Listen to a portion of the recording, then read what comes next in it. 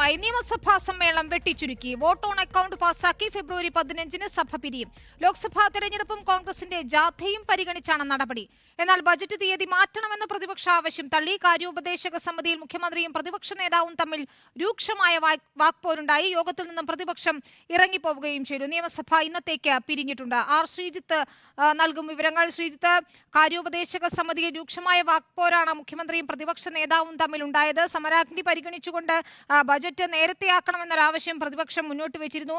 ഇത് തള്ളിക്കൊണ്ടുകൊണ്ടാണ് ഇപ്പോൾ ഫെബ്രുവരി 15 വരെ സഭാ നടപടികൾ കൊണ്ടുപോകാമെന്ന തീരുമാനത്തിലെത്തിയിരിക്കുന്നതെന്നാണ് മനസ്സിലാക്കാനാകുന്നത്.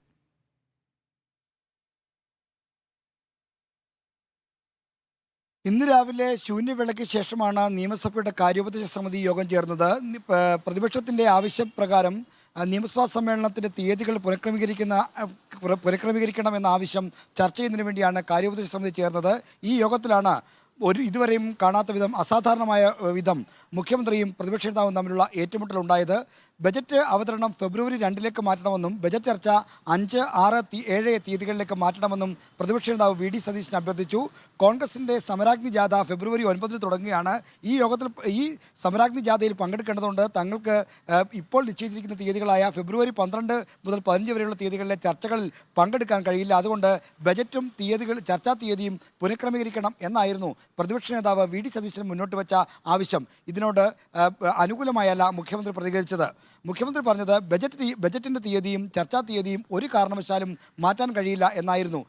ഇതോടുകൂടി പ്രതിപക്ഷം പ്രകോപിതരായി. നേരത്തെയും പലതവണ ഓരോ രാഷ്ട്രീയ പാർട്ടികളുടെ ജാഥയുടെ സൗകര്യാർത്ഥം സമ്മേളന തീയതികൾ പുനഃക്രമീകരിച്ച ചരിത്രമുണ്ടെന്ന് പ്രതിപക്ഷ നേതാവ് ഓർമ്മിപ്പിച്ചു. അപ്പോഴും മുഖ്യമന്ത്രി തീയതി മാറ്റാനാകില്ല എന്ന നിലപാടിൽ ഉറച്ചു നിന്നു. അപ്പോൾ പ്രതിപക്ഷ നേതാവ് പ്രതികരിച്ചത് ഇങ്ങനെയായിരുന്നു. അതായത് സഭാ നടപടികളിൽ പ്രതിപക്ഷം കഴിയാവുന്നത്ര നന്നായി സഹകരിക്കുന്നുണ്ട്, എന്നാൽ ഭരണപക്ഷത്ത് നിന്ന് ആ സഹകരണം ഉണ്ടാകുന്നില്ല എന്നായിരുന്നു വി ഡി സതീശൻ ചൂണ്ടിക്കാണിച്ചത്. എന്നാൽ ഇതിനോട് മുഖ്യമന്ത്രി വളരെ രൂക്ഷമായി തന്നെ പ്രതികരിച്ചു. നിങ്ങളുടെ സഹകരണം എന്താണ് എന്നതെല്ലാം നാട്ടുകാർ കാണുന്നുണ്ട്, അമ്മാതിരി വർത്തമാനമൊന്നും ഇങ്ങോട്ട് വേണ്ട എന്നാണ് മുഖ്യമന്ത്രി പറഞ്ഞത്.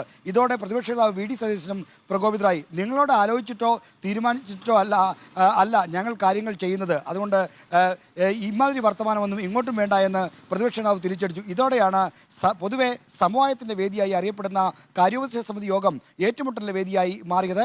എന്തായാലും പ്രതിപക്ഷം ഇതോടുകൂടി കാര്യോപദേശ സമിതി യോഗത്തിൽ നിന്ന് ഇറങ്ങിപ്പോന്നു. എങ്കിലും സഭ വെട്ടിച്ചെടുക്കാനുള്ള തീരുമാനത്തിൽ മാറ്റമുണ്ടായില്ല.